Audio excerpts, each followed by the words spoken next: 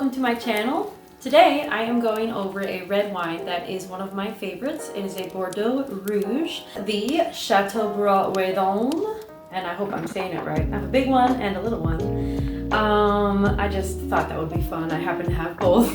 This one goes for about $13 or $15. This one goes for about $10. I love this red wine. It is, to me, really polished and slick. And that's something that I wanted to focus on in this video, wine terminology, because wine has its own language.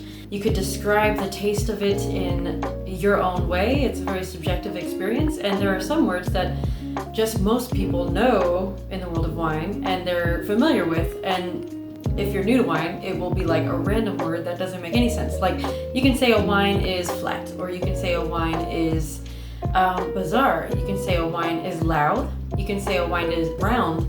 Actually, a lot of people use the word round, and I didn't know what that meant when I first came across it in wine. So here I am to tell you that the Chateaubriand Redon is slick and polished.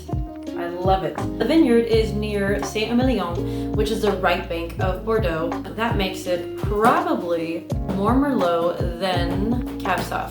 In that area, they use Merlot, Cab Sauv, and Cab Franc, and a few others.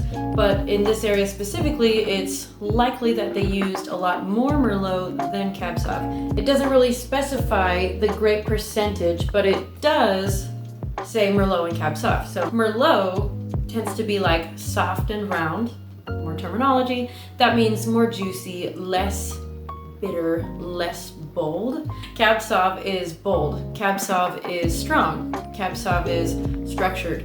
And they really balance each other out in that way because Merlot is soft, Cab Sauv is strong. Merlot has more juice, fragile skin. Cab Sauv has strong skin. It's more tannic. The tannins come from the skin. I hope that explains some stuff. Let's try it. First off, the first thing I smell, I just like to get it right when it's fresh, because once you open it, it's like oxygen hits the juice and it evolves. I know it's like in tiny increments, but it does evolve. So the first thing I smell is darkened red fruits. Very dark fruits, as in like plum and really ripe cherries.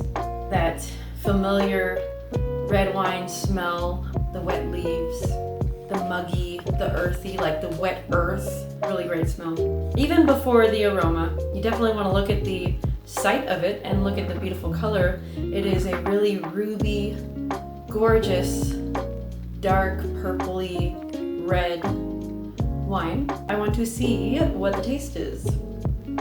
Slick, polished, definitely polished. I do recall the reasons why I called it, well, I wanted to say polished at the time. Before I knew the word polished in the world of wine, I just called it silver. I know that sounds so weird, but I kept wanting to say it reminds me of like the color silver. I don't know where that came from, but now I know what I meant was polished. It means slick and polished and like, I don't know, like a wet floor? Does that make sense? Because it does to me. The grape percentage. It's hard to tell, but I want to assume that it's more Merlot than Cab just because of where it's from. But it tastes dry. So, oh, that's hard. I don't know.